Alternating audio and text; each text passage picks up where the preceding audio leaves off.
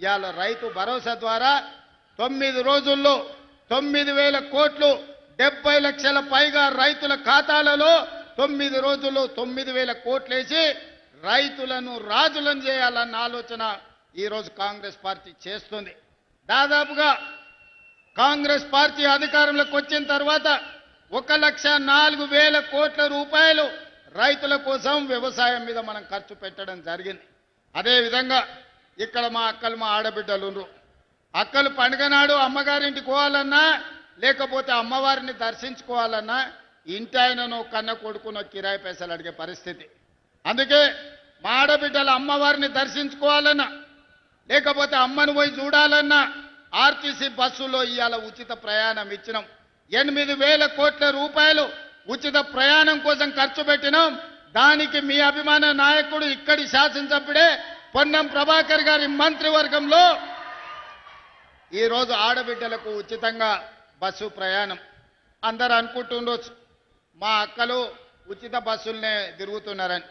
ఉచిత బస్సులో తిరగడం కాదు, మా అక్కలకు 1000 బస్సుల యజమానులను చేసినాం.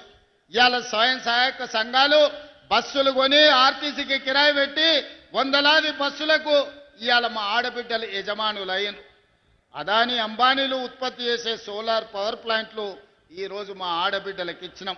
ఇదే కాదు, అడిగిన వాళ్ళందరికీ రేషన్ కార్డులు ఇచ్చినాం. ఆయల్ల ప్రభుత్వంలో రేషన్ కార్డు కావాలంటే అదో పెద్ద పైరవి, దొరగడి ముందల చేతులు కట్టుకొని నిలబడాల్సిన పరిస్థితి.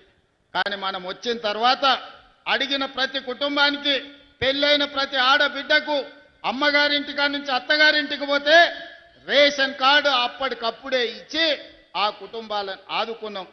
ఆనాడు దొడ్డు బియ్యం ఇస్తే పశువులకు దాన పెట్టేది.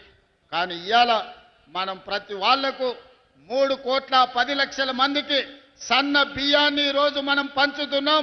ప్రతి ఇంట్లో ఈనాడు సన్న బియ్యం వండుకొని సంటి పిల్లలకు తినిపించి ఈరోజు మా ప్రభుత్వం ఇందిరమ్మ రాజ్యంలో మేము సన్న బియ్యం తింటున్నాం, మాకు వస్తున్నాయని మా అక్కలు చెప్తున్నాం.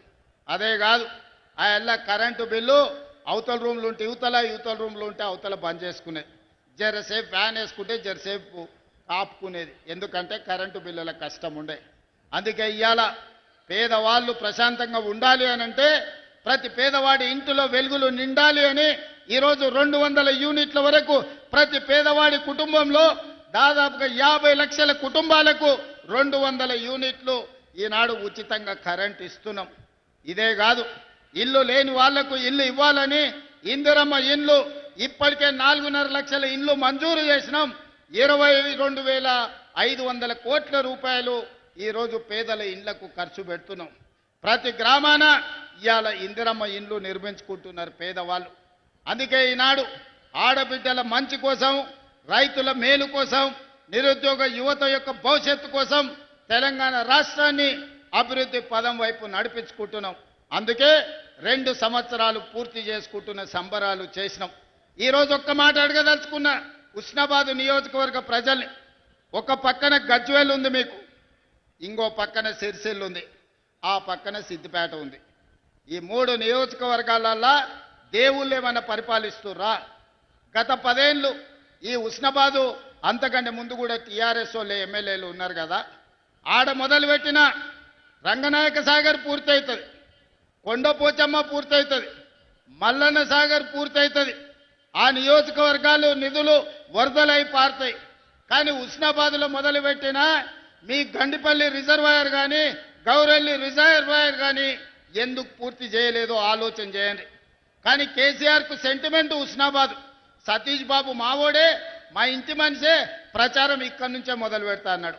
అయ్యా, ప్రచారం మొదలు పెట్టడానికి నీకు ఉస్నాబాద్ కావాల్సి వచ్చింది, కానీ నిధులు ఇవ్వనీకి నీకు ఉస్నాబాద్ కాలేదా? ఈ ఆదర్శ గ్రామం అని ఒకటి తీసుకున్నావు, దానికి ఏం చేసినావు అని నేను అడుగుతున్నా. అందుకే ఇవాళ మా మిత్రుడు మా పొన్నం ప్రభాకర్ గారు, నువ్వు గౌరెల్లిని గుండపల్లిని పూర్తి చేయాలన్నారు. ఎన్ని నిధులైనా ఇచ్చి తొందరలోనే మీకు గౌరెల్లి రిజర్వాయర్ పనులన్నిటినీ పూర్తి చేపించే బాధ్యత ఈ ప్రభుత్వం తీసుకుంటుంది, కాంగ్రెస్ పార్టీ తీసుకుంటుంది.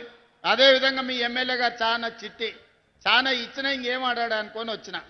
మీకు కాలేజీలు ఇచ్చినా, యంగ్ ఇండియా ఇంటిగ్రేటెడ్ స్కూళ్ళు ఇచ్చినా, మీకు రోడ్లు ఇచ్చినా, చాలా ఇచ్చినాక మా పొన్నమన్న సంతోషంగా ఉంటాడు అనుకున్నా. అది అయిపోయింది ఇచ్చింది అయిపోయింది, మళ్ళీ ఏం తెస్తావో చెప్పని మళ్ళీ కొత్త కాగితం ఇచ్చిండు. దీంట్లో చాలా ఉన్నాయి. హుస్నాబాద్కు రింగ్ రోడ్డు కావాలన్నాడు, ఇంకా చాలా రాసిండు. ఇక్కడ అన్నిటినీ ప్రభుత్వ పాఠశాలలకు నిధులు కావాలన్నాడు. అదేవిధంగా పట్టణం చుట్టూ రింగ్ రోడ్డు అడిగిండు, మున్సిపాలిటీకి అండర్ గ్రౌండ్ డ్రైనేజ్ ఏదో అడిగినట్టుండు. అదేవిధంగా చాలా వాటికి తాగునీటి నీళ్ళ కోసం కూడా ఇవాళ